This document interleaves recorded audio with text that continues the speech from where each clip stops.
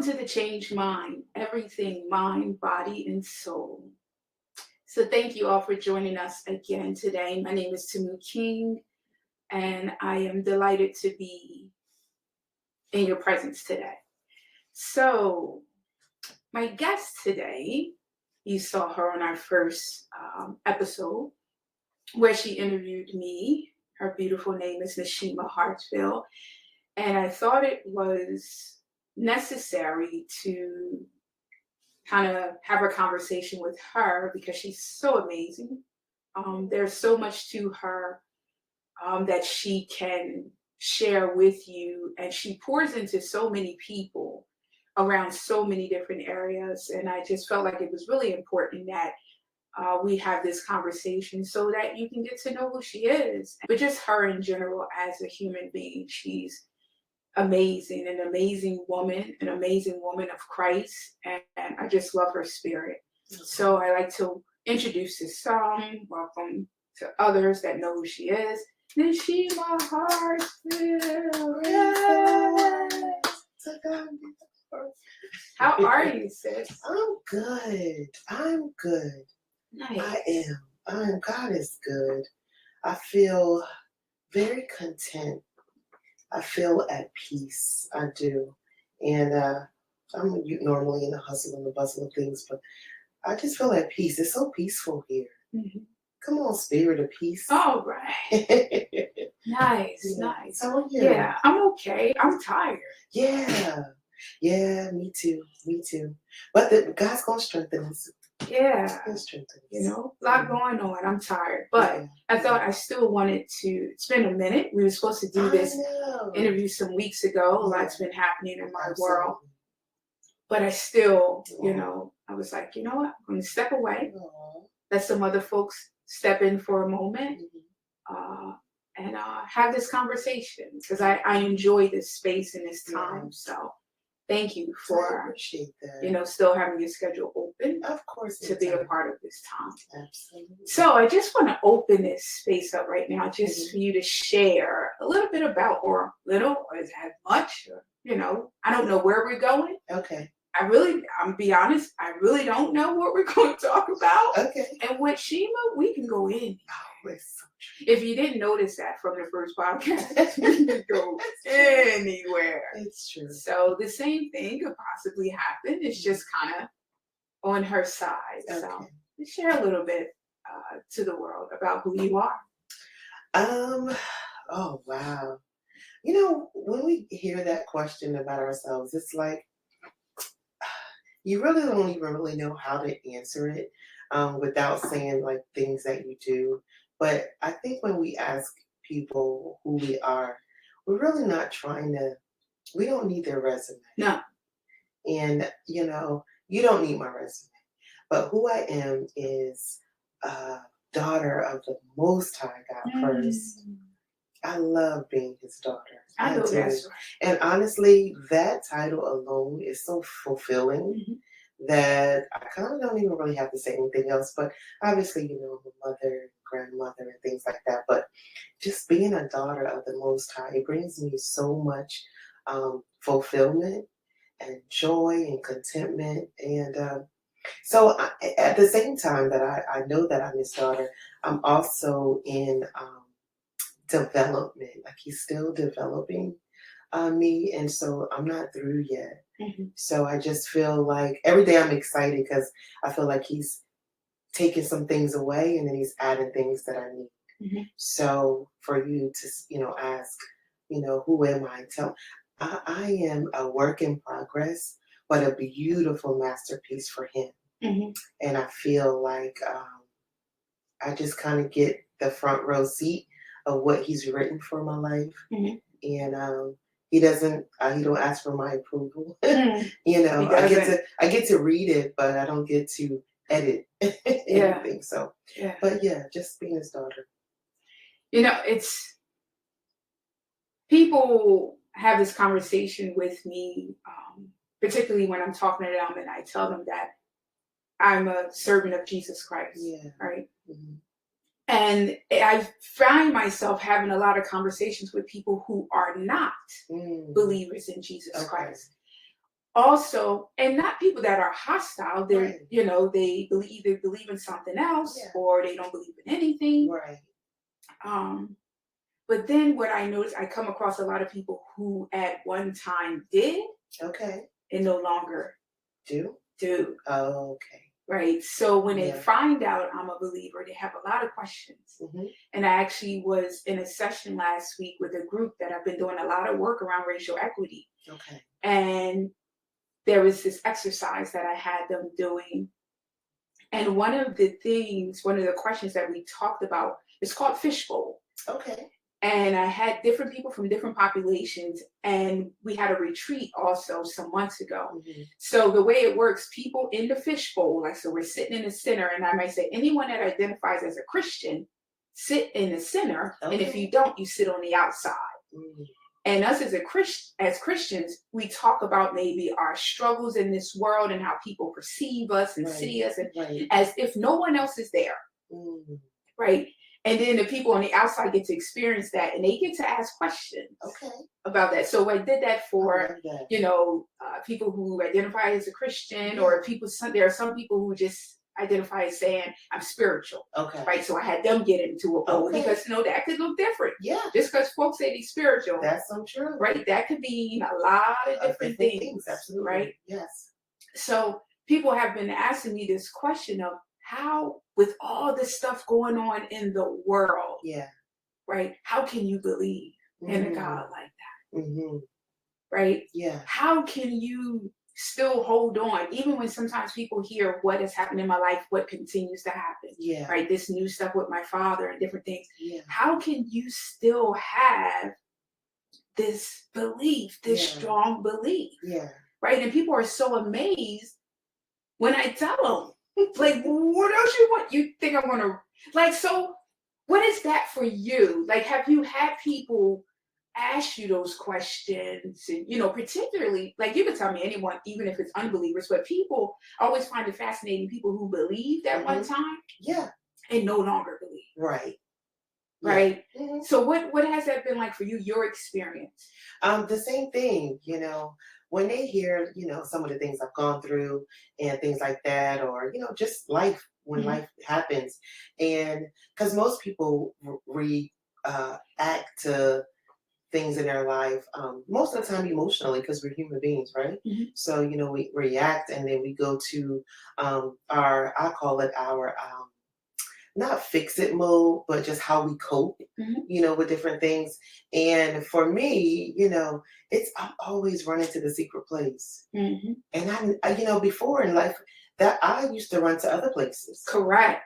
So it's kind of like, when you don't go to those same places for refuge anymore, and you go to that secret place, it baffles people, because granted, depending on whatever the situation is, a drink may be warranted, but that's not how I cope. Mm-hmm. So when I tell them, oh man, I just really got to steal away and talk to the Lord. And a lot of times they don't understand that, because they blame him.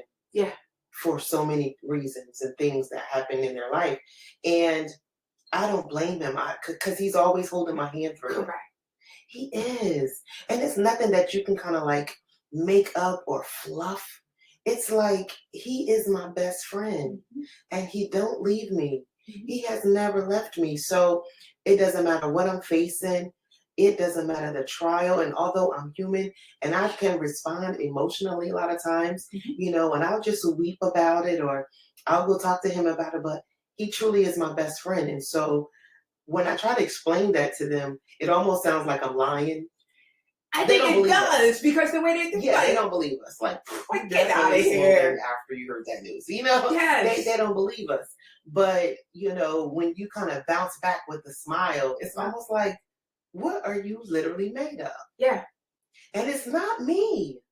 It is the Christ that lives in me. Because honestly, flesh wants to whine and kick and scream, but the Holy Spirit, that is our strength and our guide and our comforter, he kicks in, and he's like, they that trust in the Lord. Yep. Right? Yep. And that word that we have read, that we prayerfully have been applying, Correct. it comes up in those situations. And so it makes us look strong. But really, we just weak flesh wrapped in his strength.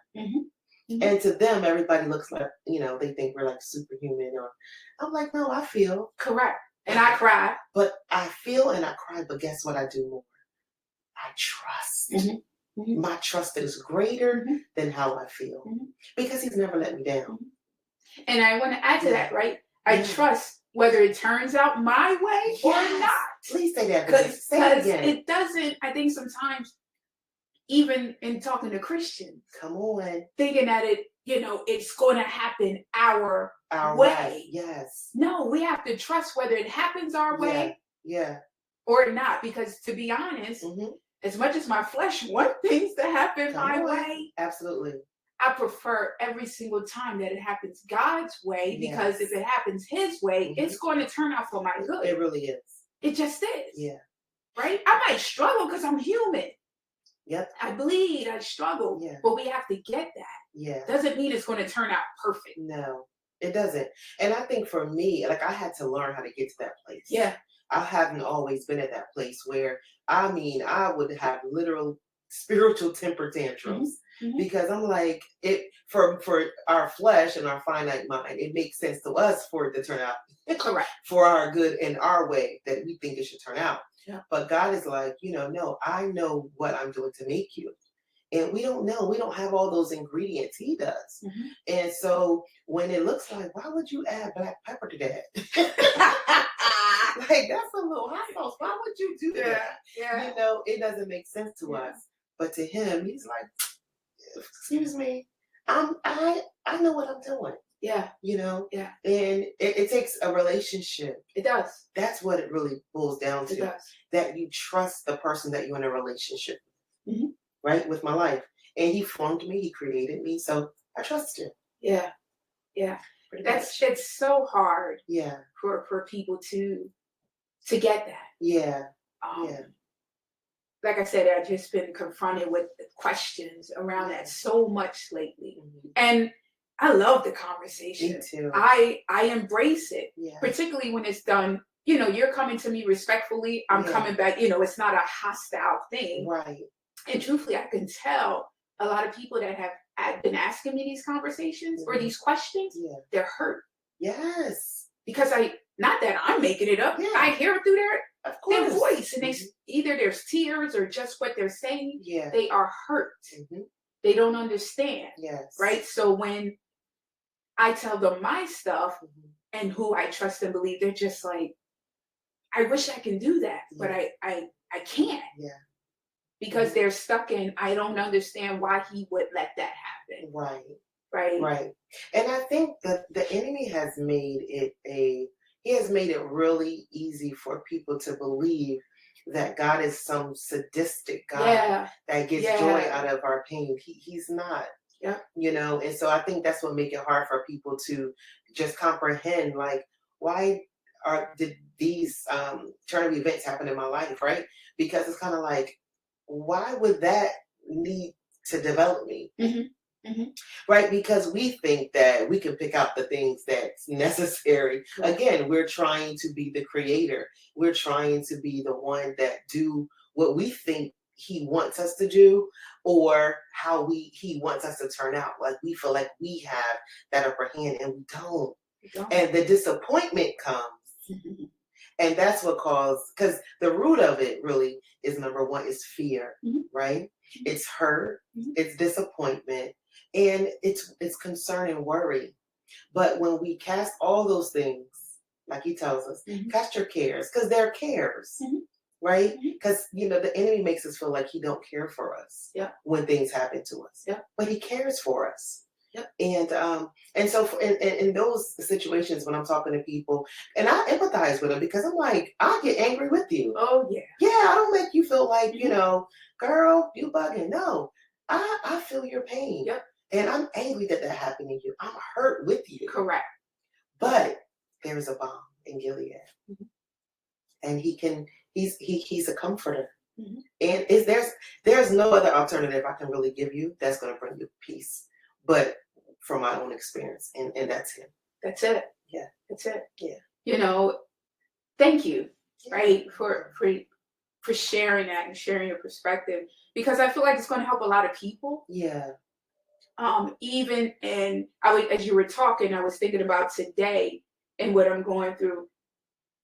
I wouldn't say I was angry, but I just got frustrated in the midst of my workout, Yeah. and I'm running, and I said, Lord, okay, no, you ain't got to tell me, but I need to know if it's here or if it's this. Listen, What do I need to? Can I have the tracking number Yes. of this deliverance? Yes. Like I was like, okay, God, is you gonna do this? I said, either way, I'm good. I just want to know a little inkling. Right. I said, because I feel like I'm a little mustard. I'm trying to figure this out. What's going on with Of course. my pops? Like, can you tell me something? Something. Right. And I tell folks, like, it ain't gotta be all this mystical mumbo jumbo. Just have a conversation. No, seriously. And if it comes out a little mad, he got it because he already knows it's happening inside. Yeah. He just wants you to talk. Right? Yeah. So so it blew my mind. I was like, okay, God. Then I started laughing at myself. You probably said, this little. But you know what? I'm glad you said that, because the funniest thing is I had said this on social media, I guess about a couple of weeks ago. And, the Lord had told me something, right? So I'm like, we're in a relationship. I believe what he tells me. So I'm like, all right, Lord, you said it. I told the people you said it. If you don't do it, you look crazy, not me. So I put the responsibility back on him, because you're responsible for me, Lord. Exactly. You've said this. Now make sure that we clear that it's him who said it. Correct. Right? Correct. Because sometimes we line on him, because we saying it and we saying, just make sure you hear his voice. Make sure it's him. But when you sure and he said a thing and he promised a thing, I put the burden of responsibility back on him. All right, there's your name on the line. Yeah. You don't want to look crazy out here if you don't do it. I'm just saying. Yeah. And I just talk to him like that. And he blows my mind every time, like, hold my cup and watch me. And I'm just like, I'll go, best friend. I knew you was going to do it. The whole time my fingers crossed, like, Lord, please. You know me do it. You said it. Yeah. We started the question. We do. But, and we're human. So I think he gets tickled. Yeah. He gets tickled with us. Yeah. He does. So take us a little bit back. Okay. How you even got to, being able to be in this space. Like, what was it like for, not necessarily baby Shima, but baby Shima in Christ maybe, or back then. Yeah. Take us back a little bit. Oh my goodness. Yeah, because I haven't always been here. I think, to be quite honest, when I think back, right? Because growing up, God really orchestrated my life, and my grandparents pretty much. I think sometimes my mom get a little upset. I love you, Mom, but I always say my grandparents pretty much raised me, because my mom was super young when she had me, so she was still, out being young, and so my grandparents, obviously, they loved me, and I was the only grandchild at the time. So the Lord knew what ground I needed to be on to remain safe. And so I experienced a lot, as a child growing up with my mom and different things. And just when I start thinking about, and I learned how to forgive her, because I started thinking about how old she was in those situations, right? And because as a kid, you just think that they're adults. But if they're like 22, 23, when you think about you at that age, it's kind of like, man, you didn't really know who you were. Correct. So you made choices because of that. And so experience like domestic violence and things like that. And so, she would, just because of those traumas, pick wrong relationships. And then I just kind of, would be I don't want to say a casualty, but kind of, in that. And I just remember, and I was the only child too. So I just remember sometimes just being and feeling lonely a lot. And I'm not saying that I knew then, that God was real, that I could talk to him. I just knew that it had to be something greater. So because of the situation my mom would find herself in, she would take me to my grandparents, which they were pastors, and it was a safe place, and they took me to church. And so I knew early on that there was somebody else that I could answer to, that could answer me. And so, as you grow up, you experience different things and things like that. And so it wasn't until, honestly, I got married, which I got married really young. And I didn't know who I was. Oh, were you? Oh, man, I think I was like maybe 20. Oh, Yeah, like 2021. I was super young. Yeah. And, I didn't seek the Lord. Yeah. I think I was just, from just your trauma and then, convenience and, you trying to get out of somewhere. And then it's like, oh, this is a great idea. And you don't really, I didn't understand what marriage really, was. I've seen people married, but for my own experience, I didn't know what the heck I was doing. I just knew that I felt like it was good. It was like the right thing. And the guy at the time, I felt like he had a good head on his shoulders, and that was different from some other choices that I had prior to that. But I'm not going to throw him under the bus. But that whole marriage built my prayer life. It did, because I went through a lot in that. And at the time, actually, I had really given my life back really to the Lord around that time. So it was a lot I was already coming from the world. Yeah.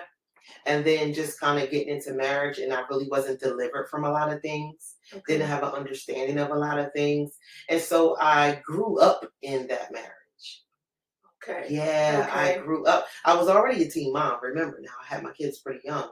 So I grew up in that marriage, and I learned who I was in that marriage. Can I ask you how old you are when you had your babies? Yes, I was only 16 years old when I got pregnant with my son, and then again at 18. So same father, thought we was in love, and just, here's why I asked you that. Because there could be people watching still, right?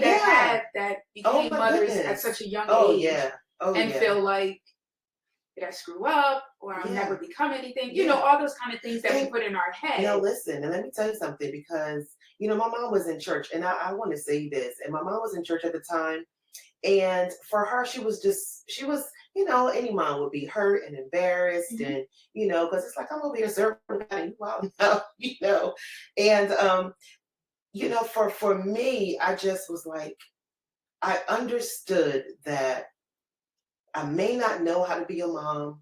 I'm still in school. I knew that I was going to love that baby with all of my heart. And I wanted to be a different mom than what I had as a young mom. Some of the things I've witnessed, I'm like, this is my opportunity to kind of change the narrative. And so, although my mom was, you might as well drop out of school. She always telling me that. Go to the army. I keep the baby. I'm like, first of all, I love the country, but people not going to the army, And I'm like, no. One of my main things, honestly, was I didn't want my kids to feel abandoned, because I had felt abandoned. Yeah. I did. I felt abandoned because my mom was super young and she was still doing her own thing. I didn't understand as a kid. You just felt like your mom dropped you off and, she went to party. But I knew for me, I never wanted my kids to feel abandoned, or that, they were somebody else's responsibility. Yeah. So I just had to stick with it. I finished school, put myself through college. And I just kept saying, Lord, I can do all things with you. Because obviously I was raised in church. Yeah. So I may not have been living it, but I knew the word. Yeah. Right? The seeds was planted. Yep. So, I remember just saying, I don't want to be a statistic. Like, I don't have to be a product of my environment. I can still be somebody. And they were the motivation for me not to quit, for me not to give up. So, all right, so fast forward. Like I said, I was married really young, and I grew up in that marriage, and we were serving God, and and at the same church, and you just learn different things. And I think for me, I learned very quickly what I didn't want, and sometimes what you didn't want don't line up with the relationship that you're in. And how long were you married? Oh man, like 9 years. Okay. like 9 years. Yeah, we were married like 9 years, and I was super young. I mean, and he, the crazy thing was, I felt like more of a home health aide because he was sick. Okay. He had renal disease and everything. So I was more of like a nurse than a wife kind of thing. Okay. So it was like all tied in one. Like I don't ever feel like I had that time where I can woosah and just be a wife. Mm-hmm. Mm-hmm. I was always like at hospitals just super young with the kids, just in church serving, hospital serving, just it was crazy. Mm. And you never really understand people's behavior when they're sick. Because me, I personally feel like if I'm dealing with an illness, I think in my head I would like want to be really nice and kind to people and sweet because I don't know if this is going to be my last day. But sometimes people are just so angry sometimes with their sickness and they just frustrated and maybe side effects of medication and you may not be the nicest people to kind of be around. And I didn't understand that then. I just was like, okay, you're turning to somebody I don't like. You know what I mean? And I'm already sacrificing a lot, to be in this position to try to be a good wife, to serve, to be in ministry. And I was young. I was really young, but I felt so old, girl, and I looked old too. I'm telling you the truth. Baby, if you would have saw me back then, I forgot I look younger now than I did then. Wow. And I was like 24, 25. Isn't that something what trauma does? It does. It ages you. It does. It does. It ages you. And but what I do appreciate, and I'll always say this, because it wasn't always bad. It was some. Welcome to a kindness moment today with my special guest, Nashima Hartsfield. What is kindness? It's the quality of being friendly, generous, and considerate. Here is your opportunity to be kind to a stranger or someone you know today in order to be a beacon of hope. So, what could you do? You could buy someone a coffee. You could offer someone a ride that's standing in the cold. You could simply smile at someone and ask them, "How are you doing today?" And then stand there and wait for their response. You could pray for someone, or you can compliment someone on how nice they look today. Kindness displayed towards others can change someone's life and even yours for the better. I would love to hear about the kind acts that you performed today. Message me in the comments. See you soon. Obviously, you don't just marry a mean person first, Correct. No, so it was some beautiful moments and things like that and things I've learned. But it taught me how to lean and trust in God because I didn't have all the answers to some of the issues that was happening. And I actually had a prayer closet. And How old were you? Oh man, probably 23, 24. Wow. And so I had a prayer closet and like a literal prayer closet. And honest to God, it was like when the world and things would annoy me, I would bolt in that prayer closet. And honestly, sometimes I wouldn't come out for hours. I feel like I would come out when the coast was clear. Woo, I would come out when the coast was clear, honey. And so I say that it built my prayer life. It taught me where to run to. As you were just talking about that. Yeah. And I didn't know that. Like, there's a lot of things I don't know about you, and I didn't know that. Mm-hmm.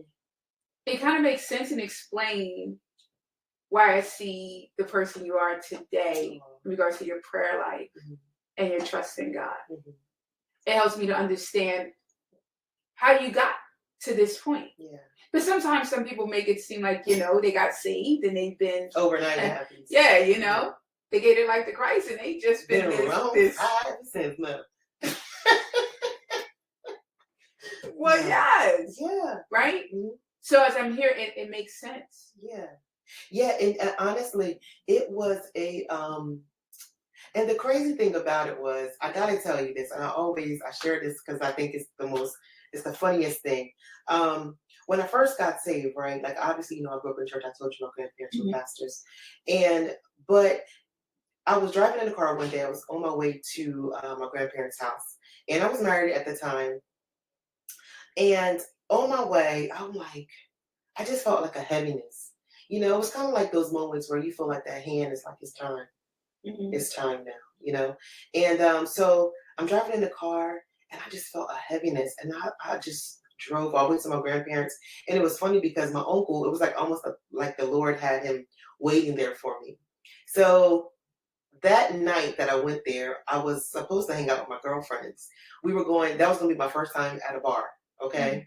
Now, I've been grown since a very young age. So by the time I did become legal, I had already did everything. So, time to get saved now because I already done did everything I was supposed to go to. It's the truth. So, time to get saved Time to now. get saved. So it was going to be my first time at a bar. I was hyped because I'm like, I get to go to a bar. And so that I'm driving to my grandparents and my uncle's there. And I get there and it was like he was waiting in the kitchen for me. And I walked in and it was almost like the Lord, like I said, set it up. And so he started telling me, like an example. He was just like, Shima, the enemy make you feel like you're missing out. Mm-hmm.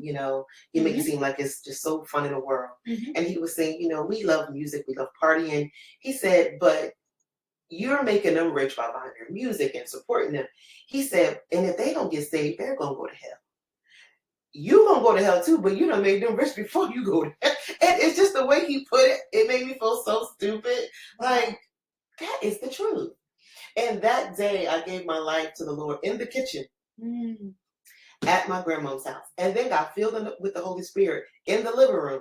So I didn't end up going to my girlfriends that night. Now let me tell you. So I stayed there all night. Like the Lord, set me up. Okay. So I'm there.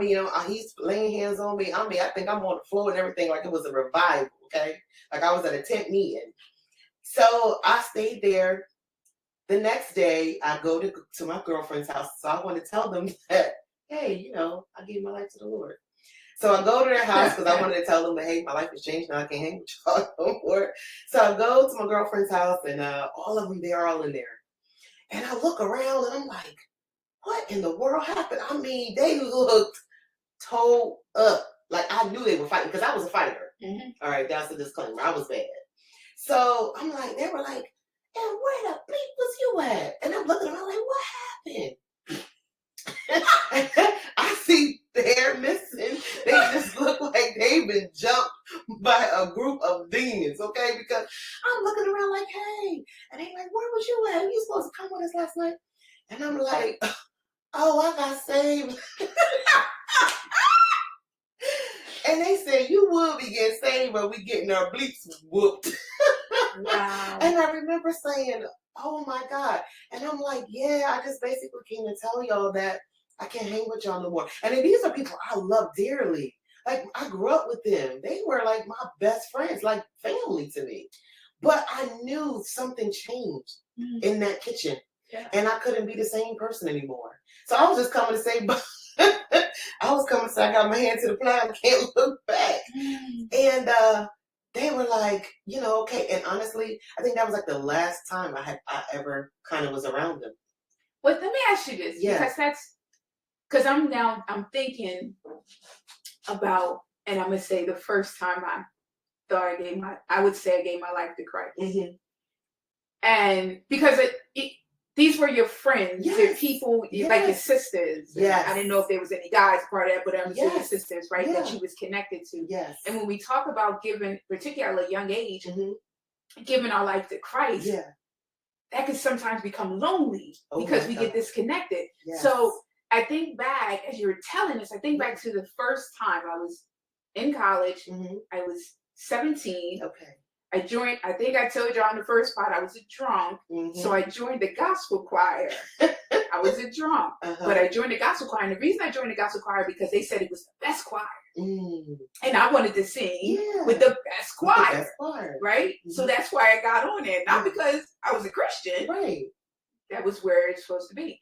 One night in rehearsal, the Lord hit me. The Spirit of the Lord hit me. Wow. Right? Yeah. And all I remember is crying. I can't really tell you much was going on. I just remember crying, right? And saying, Lord, forgive me, forgive me, forgive me. Later, we're leaving. A few of the people in the gospel group, it was quite a few of them. Yeah. They was like, "Oh my God!" They was like, "Baby, you gave your life." They call me Mookie. Okay. They gave your life to Christ. Oh my God!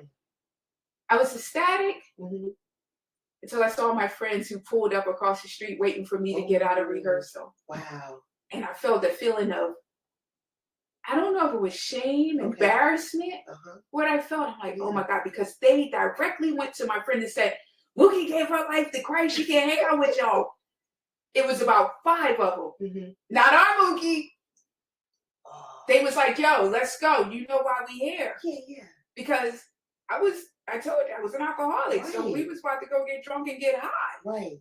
And that was, there was part of me, well, I did. I remember saying it, not tonight, y'all, not tonight. I'm gonna go to my room. And I did. Because I was trying to figure out what in the world was this thing that just happened. Wow. I went back to my dorm. That's as long as it lasted. The next day, my one girlfriend, there was a guy named Tony, throwing a rock at my window, said, Mook, let's go. I was like, Tony, I'm going to class. Got my coat on, got my briefcase. They used to come and talk about, yo, Mook be in there with the leather. Because my dad had me go and have my leather trench with my briefcase. I'm on my way to class. I get out the front door. T, my girl T, she was like, all right, Mook, let's go. I was like, yo, I'm going to class. She was like, okay, I'll take you to class. Went right off campus. Never made the class. I continued right back that same path as if I never gave my life to Christ the night before. Wow. Because I believe there's a part of me that didn't want to lose. Oh, yeah. Those I was connected to. And this was my trusted, at least that's what right? Same. It's my, these are those I that. I trust these girls with my life, my kids' life, absolutely. Yeah. Same. Yep. Right? Yep. So I feared that. So just that quick, I went right back, and you'd have never thought what happened the night before happened. Wow. Until I was about 20, I think I was 28, where I feel like I gave. So when people ask me, when did you give your life to Christ? I really say when I was 28. Yeah. But then I forget, because I shared it with my aunt. She said, no, baby, you did back then. It's just, he was working on you. So what was that like for you? Wow. See, now, okay, so funny enough, about 2 or 3 weeks before that situation, that night that I got saved, we were in a club. Well, now it's called Jones. You know where you get the crabs. Yeah, that's still open. Yeah, girl. Shout out to Jones. Not that I've been there. I'm just saying, you ride right past. We get the crabs because it's on Route 40. There you go. So I ride past it, but I don't go there. No, we were in Jonesy's, and that's when they, had a little club going on. And me and my same girlfriends, we were there at the club, and I'll never forget this. Blew my mind. I'm on a dance floor, right? And I'm, me, I'm like always I'm partying, okay? I'm on a dance floor, and this man that I know now was an angel, right? It looks like he moves the crowd that's dancing now. It's loud, the music's blaring, and he comes right up to me. And in my ear, he says, and I'm jamming, and I'm like, okay, here this guy comes. Never seen him a day in I don't know, I can't even describe him to you today. He comes up to me and he says, what are you doing in here? And I'm like, what? Jamming to the music. He's like, what are you doing in here? I'm like, same thing you doing in here. He said, this is not your world, and these are not your people. And he went away. It freaked me out. I told one of my girlfriends, like, did y'all see that guy? And they was like, what guy? It's like, he come asking me, and it didn't really hit me. And at the time, can I share with you? Listen, I'm being real honest. At the time, I was dating a drug dealer, right? He said to me, after this happened, we were at a park sitting on the bench, and he said to me, why do you hang with them? And I'm like, oh, them my sisters. I love them. And it was like the Lord was using him. He was like, that's not your crowd. And I'm saying to myself, you're not my crowd, drug dealer. Wow. That's what I'm saying.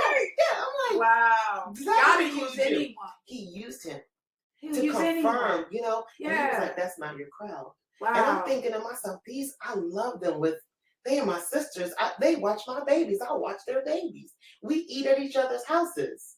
What do you mean that's not my crowd? And it wasn't that I wasn't allowed to love them. It was that the Lord was separating my life from that I'm just getting direction. comfortable. Yeah, get comfortable.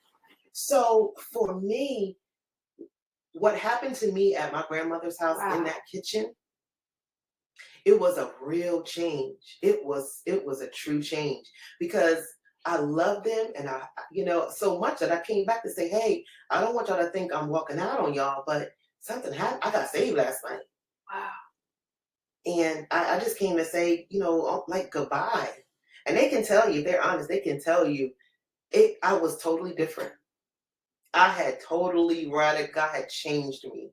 It seemed like overnight. I no longer wanted to do those things anymore. I no longer, I didn't have that urge anymore. It was like he changed my desire in an instant. Wow. And that was my path. And I've been running ever since. Now, hold on now. But don't wait a minute, because running ever since don't mean you mess up.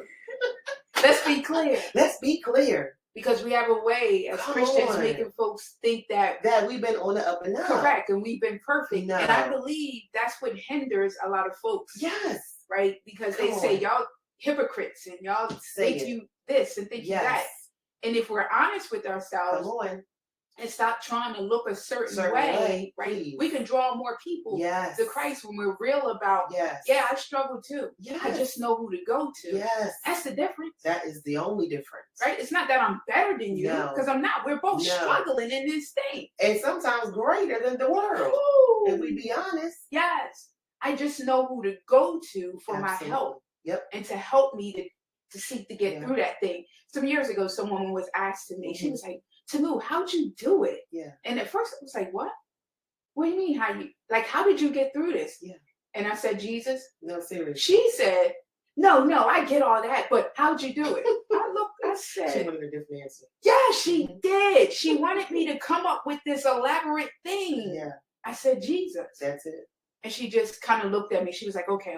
Yeah. And walked away. Like, if you don't ask me a question, if you don't want the correct answer. That is how I got through it. That's all I can.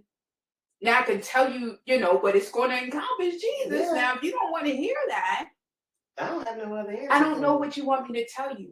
Like, because I don't have a step 10 playbook to tell you step 1, do this, step 2, do that. Right. God helped me to get over this hump because I knew who to call on. Right? Like, we have to be honest about, we struggle in all the same many areas that you do. Come on. And stop being afraid to say it. Because there is now no condemnation to them that are in Christ Jesus. And when I learned that, and not that it gave me a liberty to wild out, you know what I mean, and just be in my flesh or whatever, but it allowed me to accept the grace and mercy that He given me, that He had given us. And so for me, it wasn't like, I didn't feel the need to put on airs. Correct. I just didn't. Because I want you to know, man, I messed up. I fell short again, and I felt like people could relate better. Exactly. Because I think the thing of it is, we make it seem like He's so out of reach or that He's so out of touch that He don't understand the things that we go through in this flesh. Yep. He does. Yep. That's why He say, listen, come to me. Yep. I knew you were going to do it. And I think for me, when I understood how much He loved me and that there was nothing that I could do that He would stop loving me, that He wouldn't forgive me. Yep. And another thing that really helped me, because if we be honest, sometimes when you're raised, saints and friends, sometimes when you're raised in church, right, you piggyback off of the people that took you. And your relationship be based on their relationship. But when the Lord saved me, He immediately began to start allowing me to have like supernatural experiences so that I can build my own foundation and trust in Him. So that way, when I did fall, I already knew this thing was so real to me because I had experienced some of these experiences, right? These supernatural experiences. And I knew that the God that I was serving, praying to was real. And that surely if He can show me angels, right? He can forgive me for, fornicating or, Correct. whatever the case, whatever I found myself in. Yeah. I knew who to run to. And I think sometimes we start feeling all shamed and we run away from him. Correct. And I will run to him like, Dad, okay, one more thing I did. Mommy and David. Come on. Right? So quite a few people at different times. Yeah. Right? And I would share with them, the Yeah, mess that I've been into or that I'm into now. You better tell the truth. Right? Yes. And I would say to them, I had to talk to God about this thing. And they'll say to me, what do you mean you talk to God about that? Yeah, I talk to God. And they would say to me, this one particular person, God rest her soul, she's no longer here. Okay. How could you take that to God? Mm-hmm. I said, how could you be so slow not to think that he don't already know what I did? Yes. No. Let me tell you something real quick. I'm sorry. Hold that right there. Because I'm telling you, it got to a point where I felt like I kept doing the same thing over again. And I would be like, Lord, forgive me. And then I would be like, I'm not going to do it again. And then one day I said, Lord, am I lying? Because I feel I'm lying. Oh, God. At any given moment, this is a lie. Like I knew, because your weaknesses and different things, right? And the enemy wants you to try to hide them. God sees us. He does. We try to hide from each other. Exactly. Because I want you to look at me in such a way. Exactly. Right? But what it is that if I try to get you to do that, then you're going to think that you need to be this perfect person to have a relationship with Christ. And that is the furthest from the truth. Mm-hmm. You don't take clean clothes to the laundromat. Do you? You come as you are. You bring them dirty, funky baskets and you wash them there. Mm-hmm.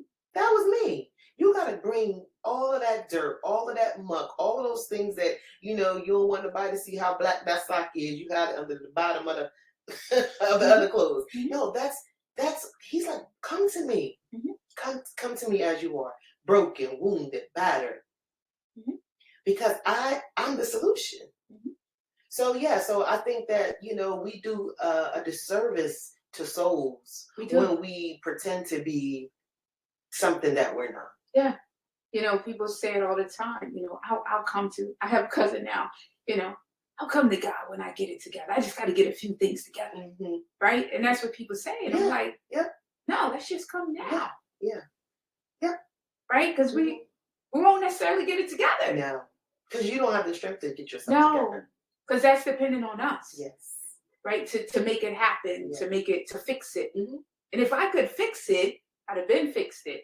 Yep. And he wouldn't have had to die on the cross for me. Wouldn't need him. Mm-mm. Right? Yep. But we know that's not the case. Absolutely. Yeah, I always say we have to do we got so much work to do as Christians. Yeah. Of helping and really showing the light of Christ. Yeah. And you know what we don't do enough of?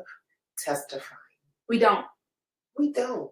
Because we think that, now listen, the word tells us that we overcome by our testimony and the blood of the Lamb, right? But I think sometimes we feel like all testimonies have to be like this glorious thing. No, me testifying that, hey, this is what I used to be in. That includes the mess. It don't just include the great outcome. It includes the consequence to the mess that I got myself in. The testimony is he didn't let me die in it. Sometimes that's the testimony. And so I think, like I said, we do people disservice when we make it feel like God is out of reach or out of touch and that, man, you got to be this perfect person to live this walk. No, you just have to be obedient. Yeah. That's it. And I think as you're saying that, not only just say, I was something back in the day, but look at me now. Okay, what were you? Like, don't just tell me something. What was the something? Because someone might need that something. Yes. The first time I wrote my book, the very first one, I had shared it with, this was the first church I ever was a part of. Yeah. And I had shared it with the first lady. Okay. I felt connected. So I was like, this is just like a manuscript. And she came back, she said, whoa, Tamu, that's deep.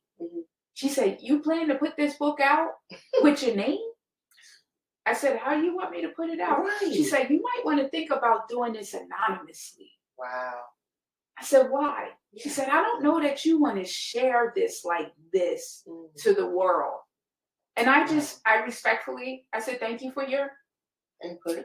yeah, you know, I took my manuscript and of course I didn't listen, Of course. but I definitely didn't share nothing else with her past that. No.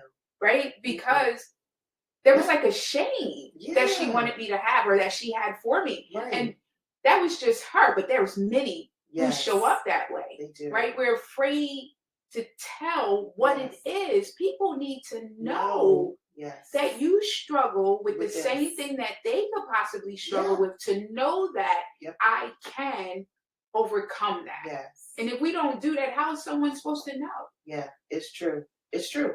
And I think too, it's that, you know what it is? Thank you, Lord. Is that we don't want to die to self because somewhere in our minds, we feel like our reputation Mm. is greater than the purpose of God on our life. We trying to save. He said, if you try to save your life, you're going to what? Lose it. You're going to lose it. But if you lose it, you'll save it in me, you know? And I think that, like I said, people, they love to put on airs because, you know what, a lot of that root of it is come from rejection. Mhm. The root of it is rejection because if you know all these things about me, I fear that you may reject me and you may not want to associate with me. And that is me trying to save my life. And he's like, lose it. You are dead. And your life is hid in Christ in God. So when we are still alive, that's when we start doing all that hiding. Because we haven't died. And we refuse to die. And it's a daily death walk. It is. It is. That's what Paul says. Yeah. It's a daily death walk. And so, you know, for me, if I'm like, oh man, what do people gonna think? Okay, because that part's still alive. Because you worry about how they looking at you. I thought we were supposed to reflect him, right? We're supposed to be a reflection of him. Now, mind you, there are some things that, you know, God will give you wisdom whether to divulge or not. Correct. It's a time and season and place for all things. You know, you're not going to just show up. I just want everybody to know. Not tonight, baby. Correct. You know, because he'll give us wisdom and he'll give us that platform and he'll give us those opportunities to share whatever he wants us to share. And in that, I don't think that that's hiding. That's just wisdom in some things. Because my thing of it is that if we are an open book, right, it's up to the Lord to flip what page he wants people to read. Right? Yeah. We can't say start on 2 because I want people to know. Just skip one. Yeah, skip chapters 1 through 6. No, we're an open book. It's his. Let him flip, and then he'll read that page. Yeah, because that person may need it in that moment. You know. Yeah. And so I'm encouraged. You know, when people come to me and they inbox me, I get, you know, people come to me all the time and they inbox me. Man, you so down to earth. Like, you know, you make it feel attainable. Like, I want you to be jealous of my walk with God. Not because I'm so perfect. It's because it's the total opposite. I don't know why he's still dealing with me. I'm so jacked up that he loves me so much. Correct. That he still calls me his daughter. Oh my gosh. Because I know it was nothing but the grace of God. So for me, I'm like, man, you letting that enemy wear you out. You don't gotta be perfect. Come on over here on the Lord. So let me show you. Now that doesn't give you that liberty or that cloak to sin or keep on, because he will hold you accountable as he, allows you to grow. Because the more you know, the more he requires, right? And so I feel like every piece of ground that he's allowed me to gain, I want to share with you how I gained it. Because I want you to have a blueprint. He said, follow me as I follow Christ, right?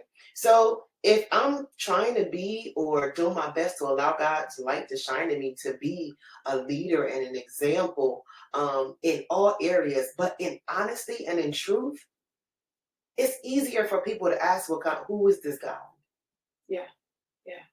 Because you're not trying to make me feel like you arrived. Oh my gosh. God forbid. Baby, because honey, if the Lord will put, you know how we pin stuff? Yes. If the Lord will pin some things in my life for the world to see, good Lord. So we can't, But people have a way of trying to make us feel that way. They do. And if Especially we're if they not know our careful, past. yes. Yeah, they will. I remember I was going through a situation and, everybody kind of like knew about it. And initially I was just kind of like, your first thought is to, oh, you think you got something on me? Baby, let me get my book out. Mm. But the Lord was like, no, just because I exposed you, Correct. that don't mean it's your job to expose them, Mm-hmm. right? Because you don't know what they can handle. Mm-hmm. And you don't know what people are attached to that person, mm-hmm. right? So for me, I was just like, okay, what's the best thing for me to do in this situation? Tell my truth. You can't tell on me better than I can tell on me. I already went to the Lord about it. Yeah, yeah. And if He's forgiven me, now it might, and I gotta, it might take you some years mm-hmm. to forgive me, but when I repented, He forgave me immediately. And to me, honestly, that's all that matters. But at the same time, accountability says you need some time. Yeah. Because you were hurt in this process. You know what I'm saying? Yeah. Yeah. But at the same time, it's like you can't try to beat me to the punch to tell my story because you weren't there. Correct. Baby, I know the dates. Correct. Let me tell it. Yeah. So that way the enemy don't try to leave something unturned that you may can get delivered from. Mm-hmm. Right? Because number one, you're telling it in a way to be malicious. Because yes, you know what I'm saying? Yep. People do that. They try to hurt me. Mm-hmm. But I'm going to tell on me because I feel like had not the Lord exposed me in my sin, I would have been on my way to hell from church. Mm-hmm. So I feel like I can't tell you to stop hiding, but I can just say I'm grateful that He pulled the cover off of me because He loves me. That he almost, and I won't say He embarrassed me, but He exposed me to save me. Yeah. And although in that moment it was the enemy trying to use shame and condemnation and all these different things, but the Lord was like, I know it look a mess. Mm-hmm. You was a hot mess in it. Mm-hmm. But watch how I put these pieces together. Watch how I make you from it. Watch how I'll build you up in front of the people that was hoping you stayed broken. Yeah. You know what I'm saying? Yeah. And I would get certain people would call me, and be like, man, you're still showing up. Wow. You was the last person I thought would, come back around and you would, and I'm like, first of all, there's nothing new under the sun.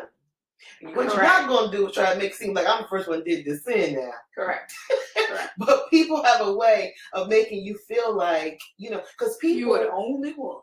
Baby, people will shout your faults and whisper theirs. Yeah. They will put all your past and your sins on a billboard, baby, and they're right there's in a journal and erase it as soon as they write it. You see what I'm saying? But what the enemy means for evil for our lives, the Lord means it for our good. So I feel like there is nothing that I can do or have done that God won't restore me. So what you see is restoration. Yeah. You don't see good works. You see restoration. And when the Lord restores, it make it look like, no, not you. You couldn't have did that. Baby, it was me. I did it. But you see restoration. Mm-hmm. And that is the testimony. And that's how I'm going to show you how to overcome.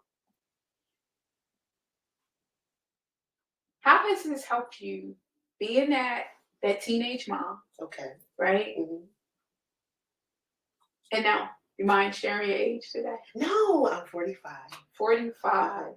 So being that teenage mom, you're now 45, you went through this journey, this spiritual journey, I would say just about all your life. Yeah. How has that showed up for your children?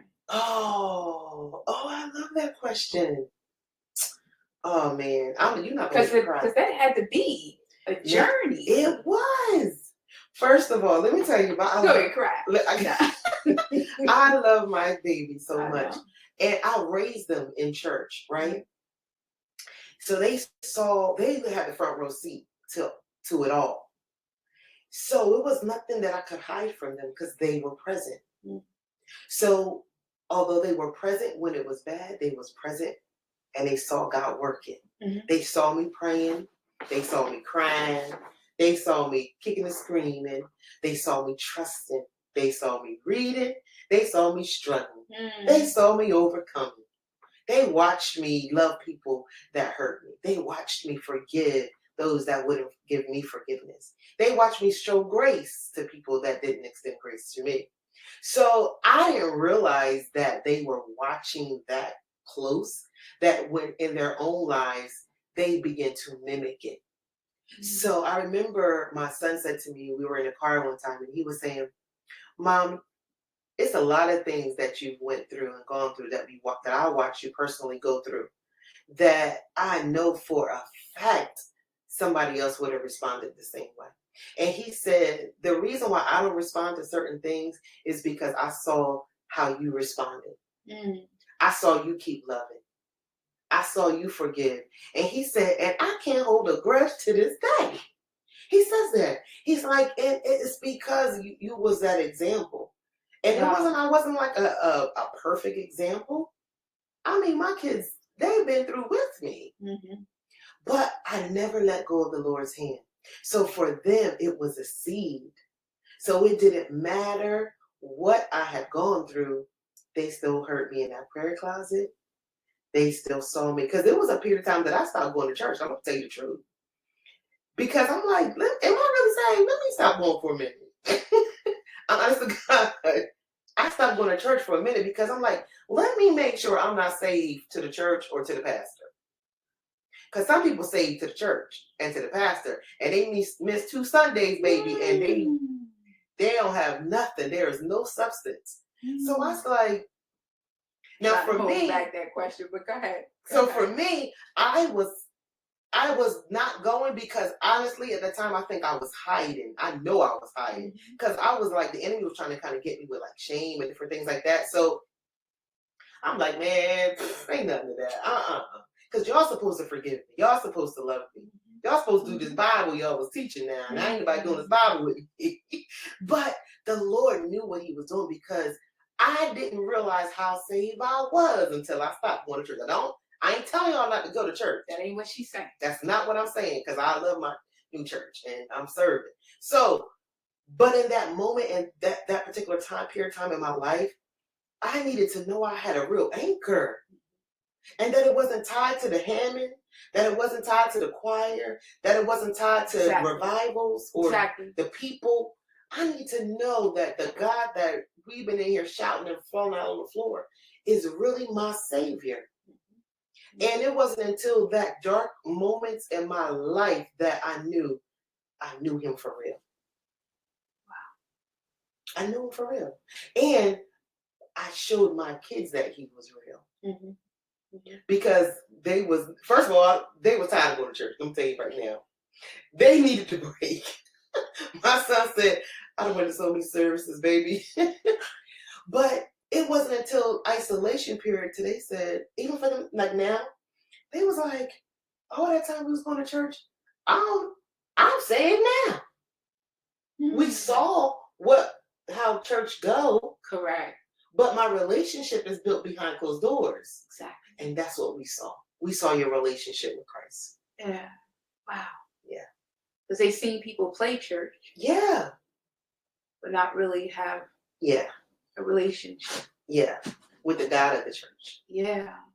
And I think that we need to do a better job with showcasing our relationship. Correct. And not our religiosity. Correct. And our religion. Because religion can't save you. No. To be clear. And remember I had, some moments ago, I told you people asked me questions. Yeah. And that was one of the questions someone asked me. What's the difference between religion and spirituality? Mm-hmm. Right? Mm-hmm. Because this was a person who, one of them is part of the LGBTQI plus community. Okay. Another one said she was raised, she believes in something being there, but not sure what that is. Mm-hmm. And have visited churches and have been told that you can come as you are. And then when she did come as she was, felt like people were gawking at her, looking at her funny, making her feel uncomfortable. Wow. And, so those are the kind of things that made them struggle and pull away. Yeah. The young lady who is a part of the LGBTQI plus community, she said she was raised in that and made to feel neglected and harmed and, through religious sectors. So they asked that question, how do you see the difference between religion and spirituality? Could you talk a little bit about that yourself? How do you see the difference? Well, because you know them by the fruit, right? And for me, when people, I've been asked that question, how do you know you serve the right? How do you know you serve the right God? Well, for me personally, when the smoke cleared, Jesus was the only one still standing. Yeah. He was the only one that responded when I cried out for help. Because I know the dark moments that I was in. So for me, he was the one that answered. Yeah. Yep. So it was based on my own experience and relationship. It wasn't based on what somebody told me. Correct. And I think that's the thing that people are like, oh, you just, you're going by what they tell you in the church. No, you build a relationship. And I built a relationship that is so safeguarded because I know that it's real, because I personally experience it on a daily basis, that there is nothing you could tell me that'll make me change my mind. Nothing. Nothing. And I say this with all humility, but with all boldness. You can stand me in front of a firing squad and say, if he's real, this, or if he's not, and I would run so you can shoot me, because I know that's how it really is to me. I mean, I would literally run to the firing squad. If that meant not denying him, correct. Because I know him in such a real way. And the things that I've experienced, church wasn't around, pastor wasn't around, correct. The saints wasn't around. Correct. I mean, it was him. So when I just share my testimony, it's not for me to try to, talk you out of what you believe. I'm just telling you. And that's it. That's it. Right. And my thing is to be a light to you and to continue loving you, right? Because he said, with loving kindness have I drawn you, right? So I can't draw you arguing with you or trying to make you, believe because what happens is that a lot of times, because there have been such bad examples in church, that people they have been hypocritical, right? They have been judged. People have been treated wrongly. So people like, man, I might as well, the world treat me better. Correct. I might as well stay out here. Correct. So we got to do a better job at really being the love and the heart of God, right? Because he said, love the person. You can hate the sin, but I'm going to still love the person. And it's not my job to convince you that he's real. It's my job to be a light and show you that he's real in my life. Correct. Right? And hopefully you'll have the opportunity to allow yourself to experience his realness in your life. Yeah. And then at the same time, his sheep know his voice. And the stranger they won't follow, right? So I think, for us, we don't know which ones are his sheep. We don't. So we got to always. And we can't assume. We can't assume. He said, I got some that's not even out of this fold. It's not going to look like you think they're going to look. We think we know. By the way they dress, by the way they talk, walk. We have absolutely no clue. No clue. None. Because God said, I take the foolish things of this world to confound the wise. So what you think look like God sometimes don't even be him. Nope. It be that over there that's like, no, can't be. Correct. And it be God right over there. Correct. Because we think we know how it's going to show up because they speak the language and they look religious. Yes. Yep. Right? And we know that there's so many religious titles out there, different type of churches. And, when you speak to a lot of people, that's how they're showing up and that's their conversation. But yet I'm like, okay, I didn't hear Jesus. Right. Where's Jesus in all of this? But you're telling me, and that's why people struggle when they say they struggle with the church. And a lot of times they'll say, I struggle with this religion. Yeah. And I get it. Yeah. because they're not hearing Christ. Mm-hmm. They're hearing all these rules and what you can't do and all this other stuff and this meanness and hatefulness, and they're not being taught or showed Christ. Listen, I remember I was on my way to church one Sunday morning. It was years ago. And I was all hyped because, this is where we say, what we think things be. And then God be like, I don't think like you. Right? So I'm in the car and I'm like, it was Sunday morning. I'm like, wow, Lord, people all over the world in church today. Millions and millions of people are in church today. And the Holy Spirit said so calmly and sweetly, he said to me, I gotta laugh because it kind of bust my bubble a little bit, but it gave me an understanding. He said, I don't count the people that come to church. I only number those that worship me in spirit and in truth. That's who I count. So you can have 5,000 members and only 20 worshiping in spirit and truth. That's who I see. Right?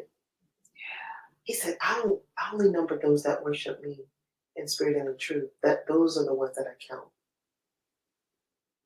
And we know the churches are packed. Every Sunday. Every Sunday. I was hyped. I was like, yeah, millions and millions. He was like, I don't see that many. That's not what we don't got the same number sheet. Because man looks where? On the outward. God looks at the heart. And sometimes when you see people who've been in church a long time, they know how to do it real, real good. That make us think they got it. And then somebody who only went to church one time be the sweetest, full of power, full of love, give their last. And then somebody who was going to the synagogue every week, 3 and 4 times a week, don't talk to their neighbor, mean, don't give, don't speak. So you gotta be careful. So when the Lord gave me that understanding, he said, I only number those that worship me in spirit and in truth. I said, amen. Okay, Lord. So it helped me take my eyes off of people. Yeah. Right? Yeah. And I just said, Lord, can you help me make sure I'm the one that you count? Make sure I'm in that number. Make sure I'm in spirit and in truth with you. You know what I mean? Keep me on that number, Lord. Yeah. You know what I'm saying? Keep me right. Keep me right. And when I'm not, let me know. Like pull me, get me back. Yeah. It's a scripture. He says, if I be any otherwise minded, reveal even that. If you start seeing me change my mind and my habits, reveal that to me. Quickly, please. And I just always ask that of the Lord. Just don't leave me to myself. Yeah. And I think when you have that heart towards the Lord like that, like David. And we talk about this, and I wanted to say this. I think we mentioned it on the last podcast. How God wasn't even mad at David that he did, what he did. He was like, if you would have just asked me, I would have given it. So it wasn't like he, thought it was a good thing that he did. Correct. But his heart posture, he was like, you're the apple of my eye. Like, there's nothing I wouldn't do for you. All you had to do was ask me. And I would have did it in an excellent way. Right? So I think that it's our heart posture. Yep. It is. And I always say this, that, God is rapturing hearts that reflect him, that looks like him. And so I'm like every day, Lord, purify my heart. Get me together. Help me. And I don't always get it. I don't pray every single day. I talk to the Lord every day. But I'm not, rolling all around the floor and, what people think. Because a relationship won't do that. In a real relationship. Correct. You don't cry every day to your spouse. Some days it's, hey, how you doing? And that's what the Lord, that's all he wants, is relationship. Yeah. Connection. Yeah. Right. That just makes me quickly have to think about Adam. Yeah. Right. And the fall. And I don't know. I just believe that when, Adam ate, when their eyes was open, his eyes didn't become open until Adam ate it. And I believe, I just want to say, I believe Just that, saying. just saying, I believe that if Adam, instead of hiding, just would have said, Lord, I screwed up. Right. I screwed up. I know you told us Yeah. not to do that, Yeah. but I screwed up. Yeah. If he was just honest and open instead of trying to hide, and God having to say, where are you? Yeah. And he acting like Medea behind the tree. Right? If he'd have just been honest, I don't know. I feel like I wonder if we'd have had a different situation today. If we're just allowing ourselves just to be honest and not trying to hide from God and just saying, I screwed up. Yeah. And the funny thing is that God did not ask Adam, where are you? Because he didn't know where he was. Correct. He knew where he was. He knew he left that spiritual state. He knew. Where are you? Where are you? Yeah. Where are you in your thinking? Yeah. Where are you in your mindset? Why are you hiding? What are you running from? Because clearly I can see you. Clearly. My eyes run to and fro over there. I can see you. And like you said, if we can just run to him. Before he even have to ask. To ask. Come on. Right? And think about it like our kids. There'll be something as soon as they screw up and just say, Mommy, I messed up. Yeah. Not to say we won't be mad. Yeah. But you wasn't trying to deceive. You wasn't trying to hide it. Right. All right. So because funny thing, right? Story, and this makes me think of this. Tyra, okay. One day she tried to I think she was trying to like either cut her bangs or like her shave her eyebrow. It was something like that. So she was maybe about, I want to say maybe 8 or something like that. So she come and she holding her head. She's like, I got a headache. So I'm like, what's wrong? She was like, my hair. Girl, I'm getting Tylenol. So the Holy Spirit said, tell her to move her hand. I think it was a bang and the eyebrow. I'm like, I'm over here medicating you. You don't cut your hair. You know, because you're trying to hide. You see now, I'm here waiting for every 4 to 6 hours. Holy Spirit said, call her in here and tell her to move her hand. And she like, so I'm like, girl, you know, and I think because that was the funniest thing. And I'm like, girl, we're drug you up and you, you know, and I think that's how silly we look to the Lord. We look silly. We do. Because he sees us. We do. He sees us in that raw state, jacked up. And the funny thing is, we try to put on airs and put it together. He's like, girl, you toe up from the flow up. So just come to me because I got everything you need. Exactly. Yeah, so I agree. I just feel like we just start being honest and start coming to the Lord because he is a caring father. He is. I think we'd be thinking, because you know what it is? It's that post-traumatic slavery disorder where we felt like he holding that whipping belt. As soon as you come on, you better get his consequence. But we think were many Christians not taught that? That's true. That he is this God that's just ready to kill you. Correct. Yeah. We were taught to fear him. And that's the wrong fear. Not to have like I shared before. Correct. Fear. Right? Exactly. That's what I shared before. Yeah. Like that's the kind of fear God I have. Yeah. Because I love him so much. Come on. I just want to do my best. Yeah. But a lot of us was taught fearing him like he's just gonna whip us. Yeah.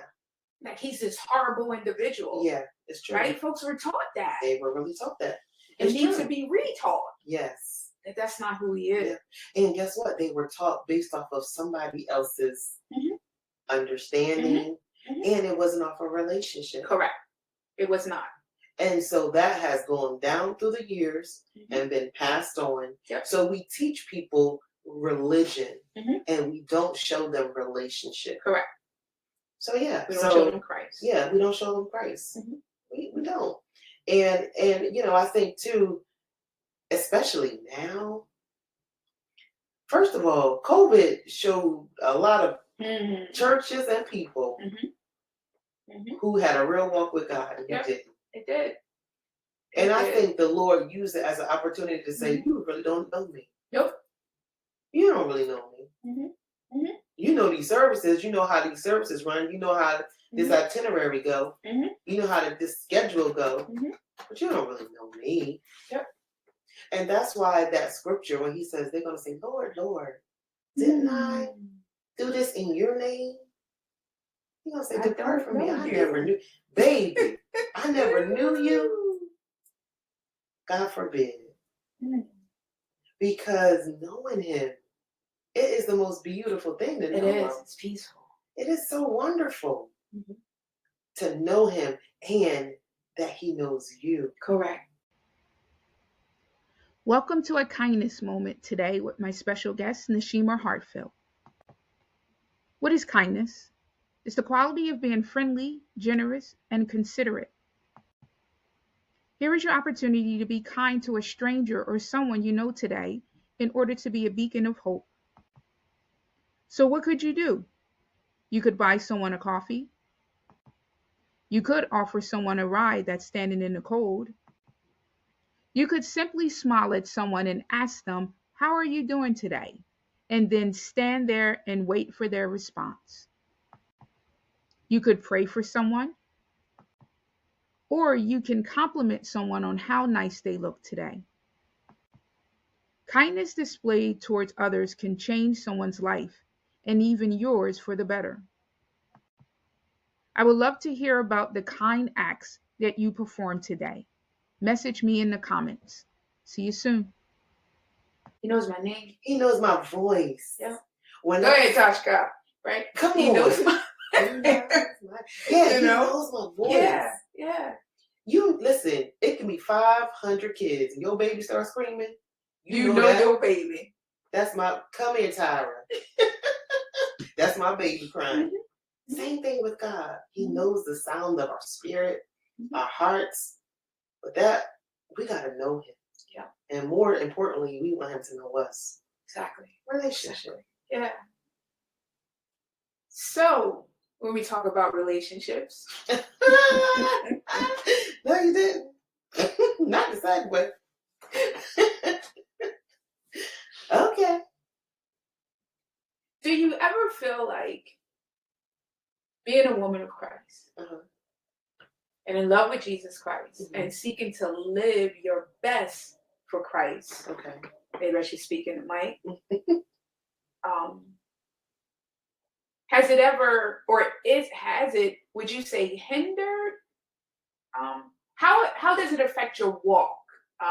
Not your walk. How does it affect relationships that you are in or, were in or seeking to be in? Has it hindered good, bad, like in any way? Yeah, both. Okay, because I'm going to be real honest.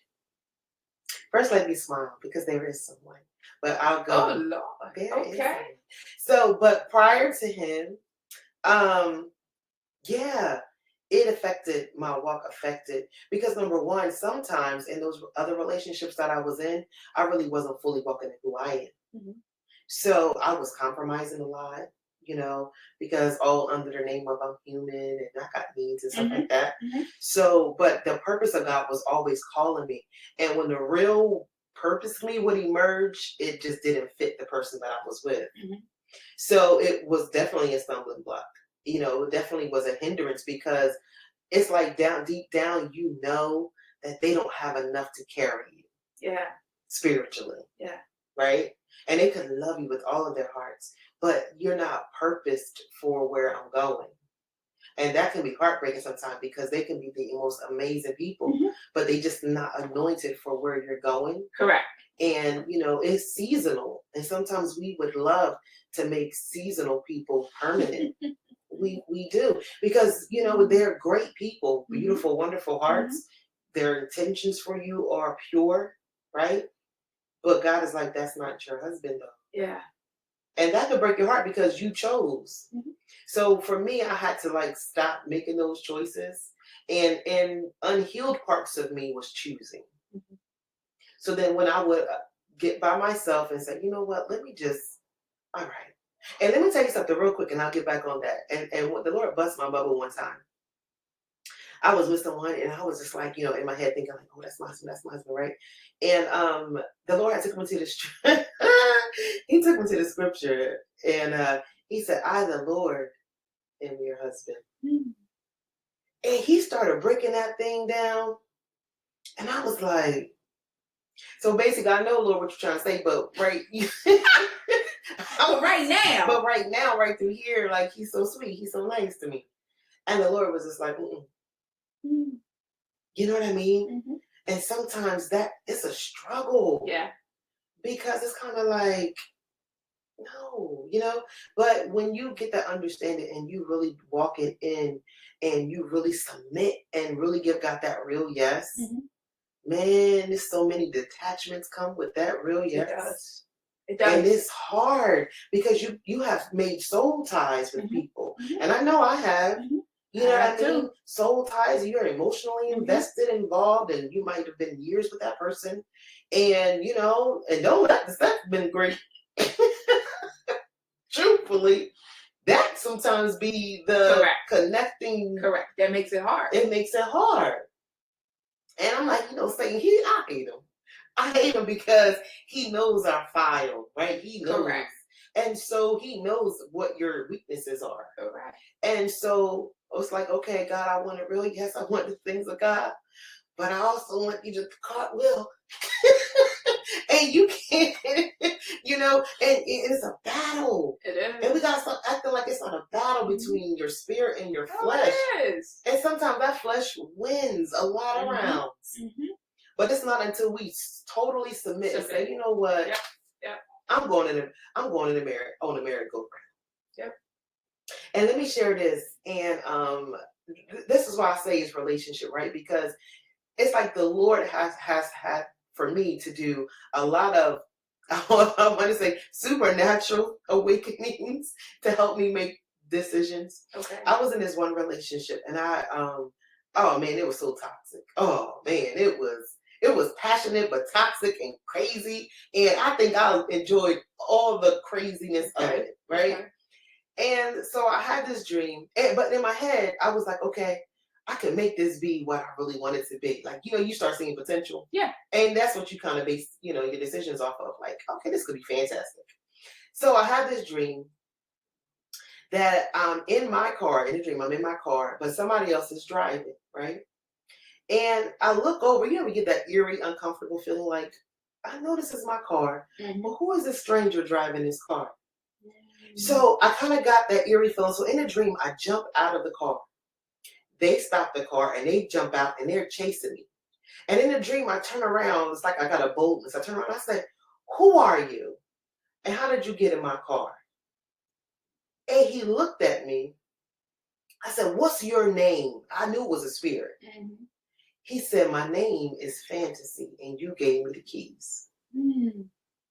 See, fantasy have you going around and around and it's something you make it out to be. Mm-hmm. So I had been allowing fantasy to drive me in this relationship. Wow. And I'm telling you, when I woke up, and the crazy part is, I woke up and the fantasy person that I was in that relationship with was, I'm like, wow. Yeah. So it was a thing. I had to make a decision. Mm-hmm. Yeah. Like, you are not for where I'm going. Yeah. Yeah. And so, like you said, it can be very difficult because we are women. We long for companionship. We long for relationship. We long for the love that, you know, especially if you feel like you've loved the wrong person. Mm-hmm. It's like, man, how much more will I love the right person? So we look for those opportunities to get that, you know, to be reciprocated, honestly, and the things that we have given out over the years. So, but we have to be so mindful and careful and really ask God, is this the person? Yep. And are you chasing or are they chasing you? Because he that finds a wife, right? Yep. So, you know, I feel like for me, it was a lot of different ways and things that God had to kind of shake me up to say, you're wasting his time. That's not your husband. You're wasting his time. And that's hard because you gained relationship and time and, you know, met your family. And so, but here's the scripture. No man has left houses and land and given up things for me and I've not given back 100-fold. See, if you don't know that word, Satan will trip you up. But when we get that word in us, the Lord gives us his word back to comfort He us. does. Right? Mhm. So, but yeah, there is someone. And he's, this one is the Lord's. Okay, let me stop cheesing. This one is the Lord's doing. Hi, baby. This one is the Lord's doing. Well, who is he? Well, that I'm I will just keep saying. private. Because you know why, for me, I'm not a private person. No, you're not. You know I'm not private. No. But when something is so precious, it's so precious. It's so precious to me. Because you know why? It's no compromising in it. I have not had to compromise.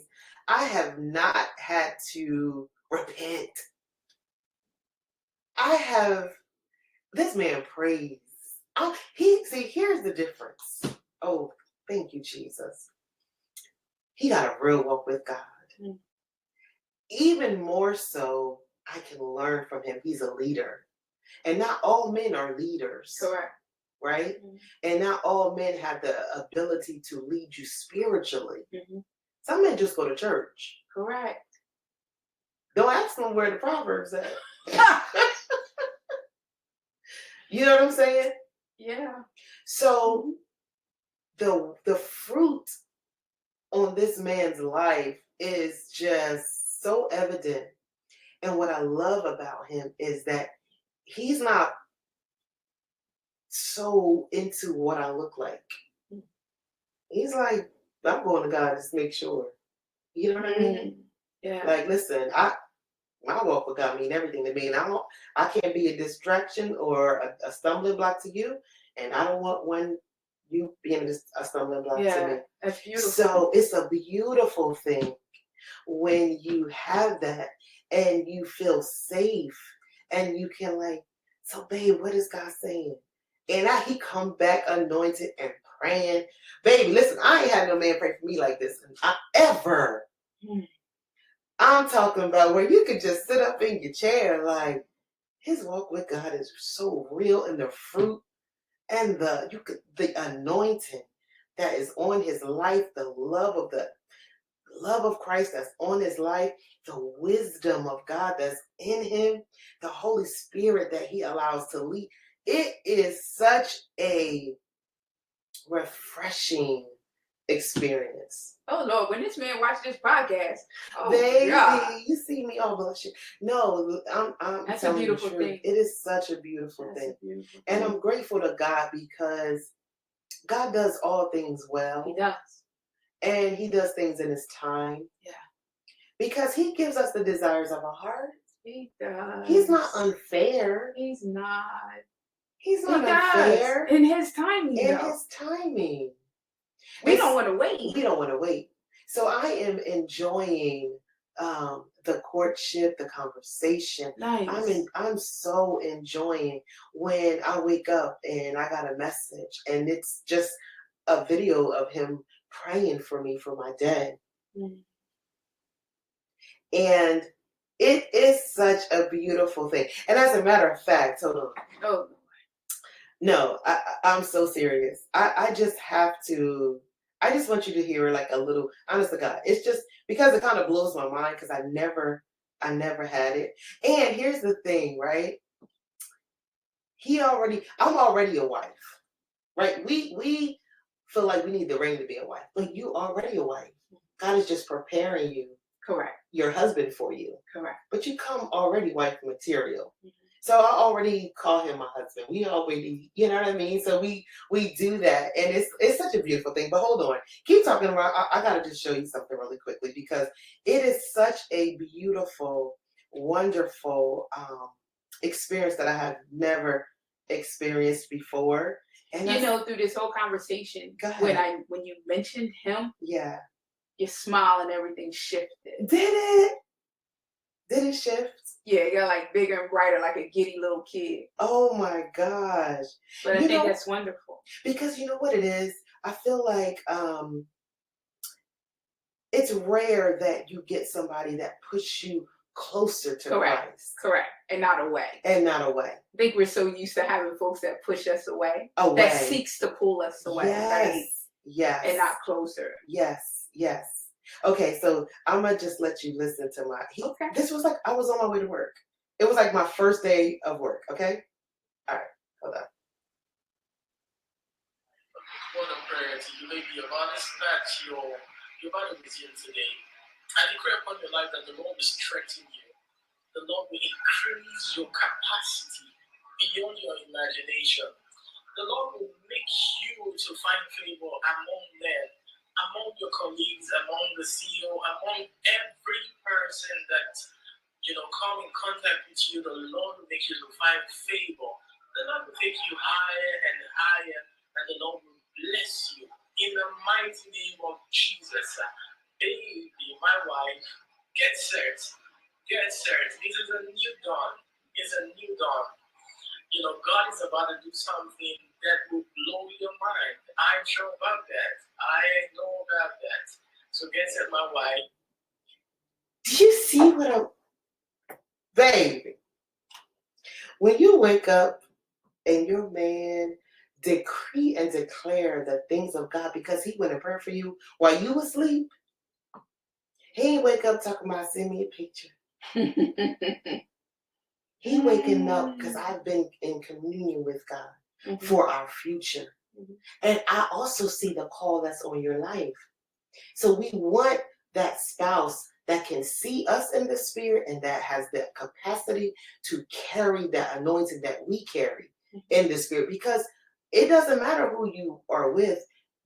God is a God of order. So you're going to come under subjection of whoever that man is over your life, whether they are anointed or not. So when that man has a walk with God and he is anointed because he's getting direction for his own life, there's no way you can be led astray. Because he's going to God for confirmation, for wisdom, for instruction. And he's including you with that. So anyway. But go ahead. I love it.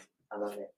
And as many women and men are will hopefully watch this podcast, realize that when we wait for God, baby, it's going to be all that we have desired for it to be. Yes. That person that we have been seeking when we wait instead of compromising. Yes. Right? So many of us are compromising even to the point where we get so tired, we start entertaining folks that don't even believe in our God. Come on. Because we're so lonely, impatient. We're like, where they must not be coming. Yep. But I'm here to tell you, I know for a fact, right? Yeah. If we just wait and hold on and just build on ourselves, right? In that waiting time, get better at whatever it is that you need to get better at. And that's the thing.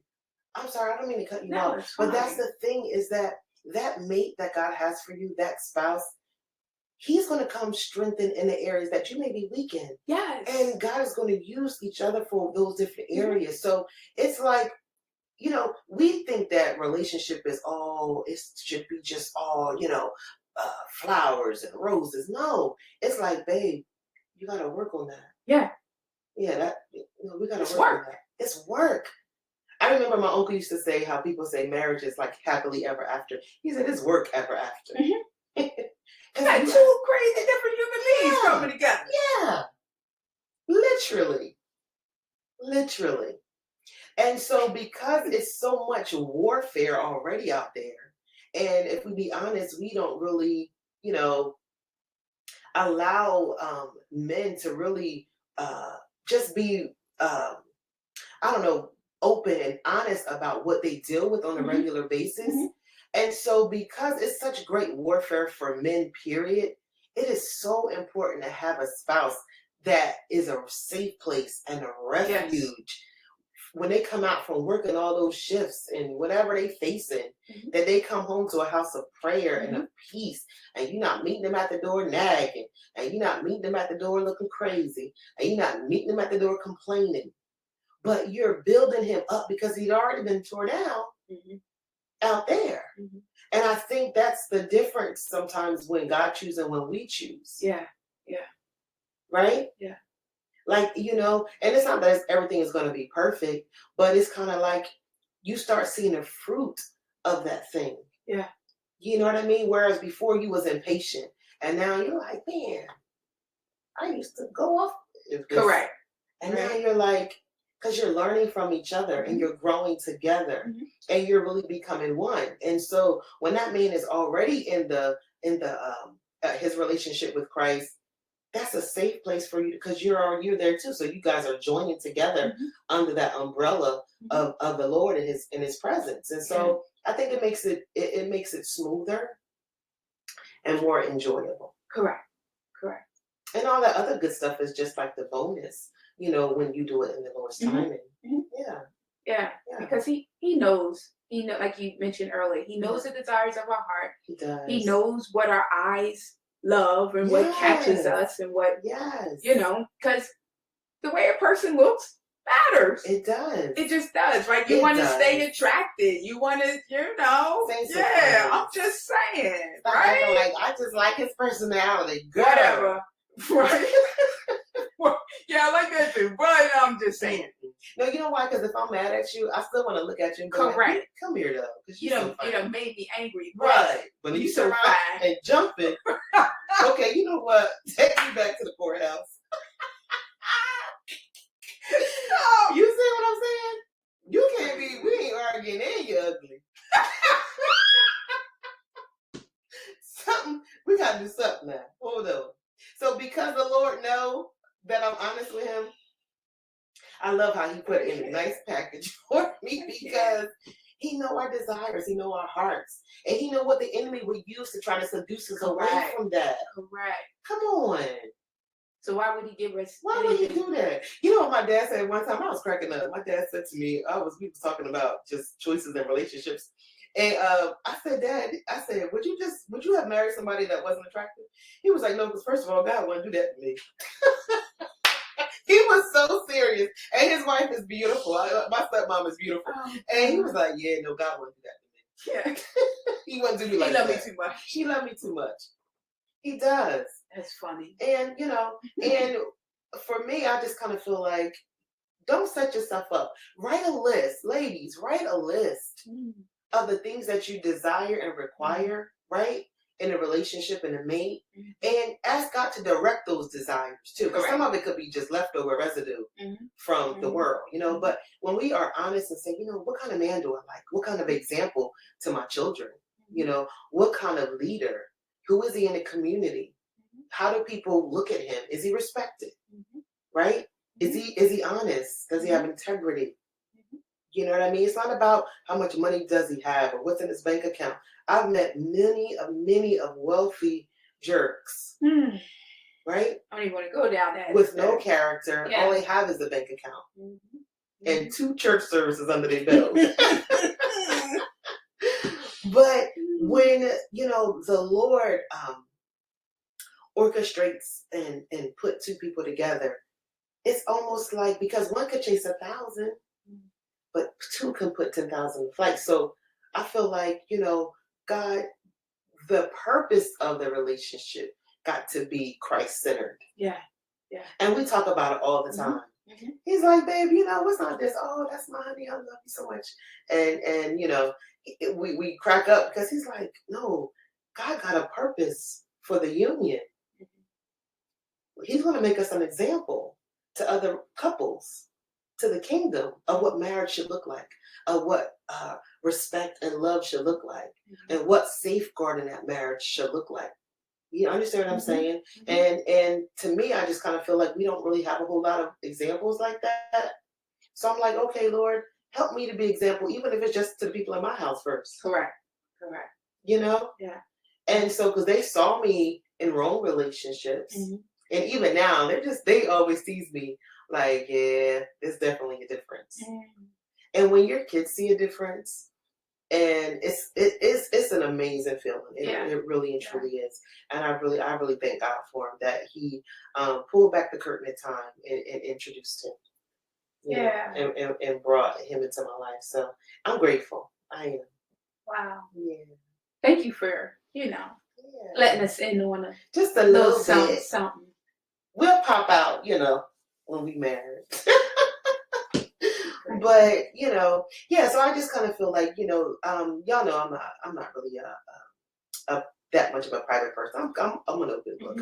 But when it's so precious, because it's like that new baby. You don't want all the germs around it. You see what I'm saying? I hear you. I don't know what you She's call protective. She being protective. She keeping this thing closed in. Yes. Nothing wrong with that. Because first of all, you know how many times we done blasted somebody. Ooh, that's the one for me. And then Like, what happened? right. Oh, that has something. What happened to Gary? Yeah. I thought he was But the one. the craziest thing is that as soon as you say, "Oh, he would never," that's the never he ever started doing, and you be embarrassed, Correct, and put to shame. Correct. So I said, "Let me hush." Okay. No. Yeah. So yeah, but I'm grateful to God because it's a beautiful thing. Awesome.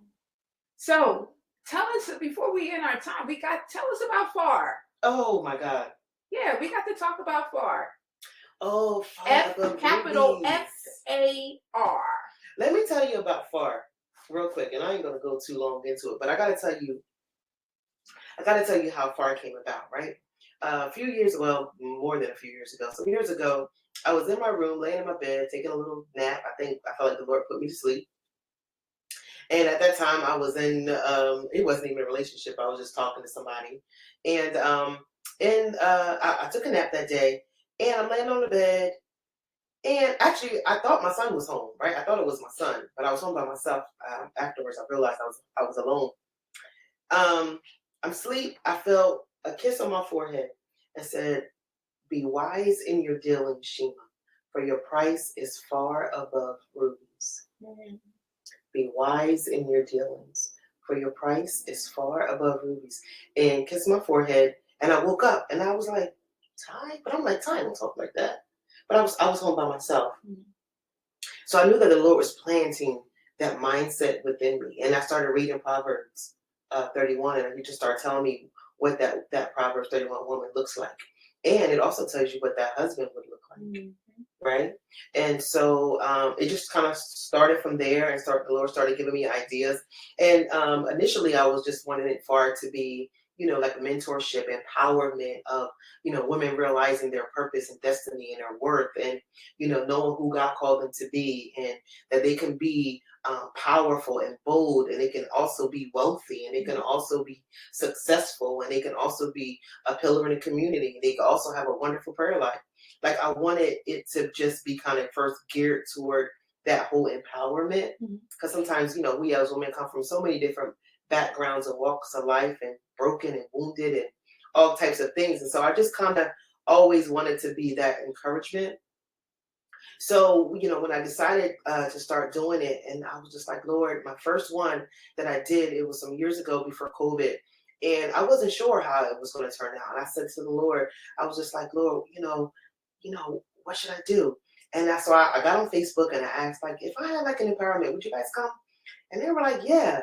And I'm like, people didn't really know me like that to trust that I had actually had something to say, or that I could put something together that would build them up. And it sold out in 3 days. And that lets you know that we don't have the mindset God does. I was worried about would they come. The Lord was telling me where to have it at. You understand what I'm saying? So it started from there. So Far Above Rubies is, I call it my other baby. It's because I really want women to know who they are, definitely in their faith in Christ, because that's who we serve, that's who I serve.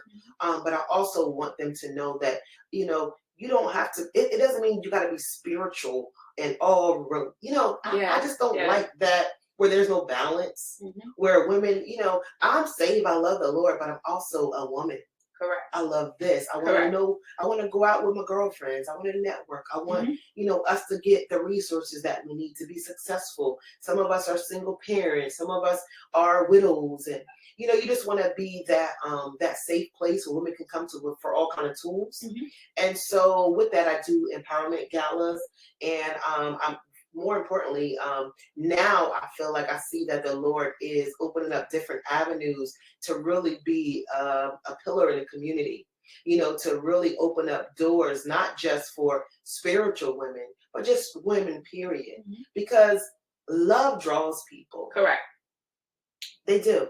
Love draws people. So I never wanted FAR to be like a church thing, right? Because I serve him. So God is already going to be in the details. But I don't want you to come dress up to shout. I want you to come dress up to be reminded of who he said you could be. And I want to put people in position that they too can be that example, that we are leaders together. Because I think real leaders build other leaders. Yes. And I think real women are not just empowered alone. We are strength to each other. So far above rubies is knowing our worth. It is knowing our value. It is knowing that I don't care how much money is in your account, what you do or don't have, that your price is far above rubies. And there is nothing that costs more than you in the eyes of the Lord. There's nothing that costs more than you.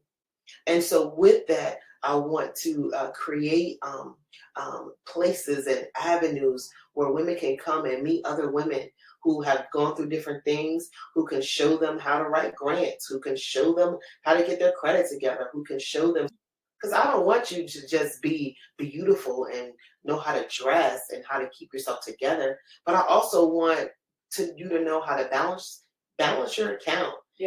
Put some things away for your kids. How to go on vacation on a budget. How to buy multiple properties.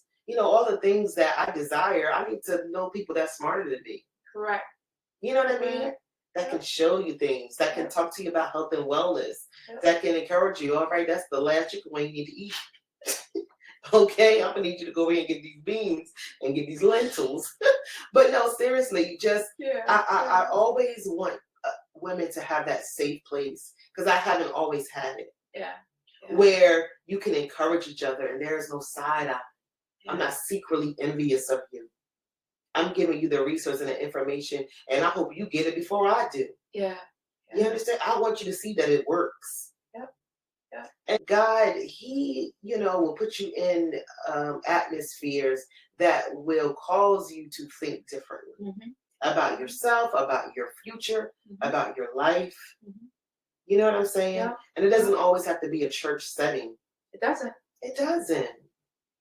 Boxing God in. Correct. It's strangers. He's big. He's so big. It's strangers that he wants you to meet. Correct. Send the strangers. Yep. Right? Who's on my route? Correct. Lord, help me to meet them. Correct. And we'd be surprised the relationships that can be fostered. Exactly. And maintained and built. And guess what? Sometimes that other person may not even be saved. And they may not even get saved 2 years later. But there will be nothing they wouldn't do for you. Correct. Because of the favor of God and the love of God that you've shown. Exactly. Right? Because it's some plant, some water. God give the increase. Yeah, and I'm excited about it. I really and truly am, because I want to learn so much. And I'm grateful. I'm grateful for women like you that just have the... I admire you so much. I do. You are so amazing in every capacity that it is such an encouragement for me to know women like you. And even if I don't know any more other than you, knowing you, man, there's nothing that I feel like I can't do. Because I've seen you. There is no, you leave me and women without excuse. Because you have overcome some traumatic things and the hurdles. And it's amazing to see the growth and the height that you yourself have just gained. That even when you didn't feel like it was high heights, something like that, you gained those heights and that ground. And I see that God is, I'm sorry, but I see that God is really cultivating your life and expanding your tents and lengthening your cords, and stretching you beyond your own imagination. When we say that eyes have not seen and ears have not heard, he's talking about even within us.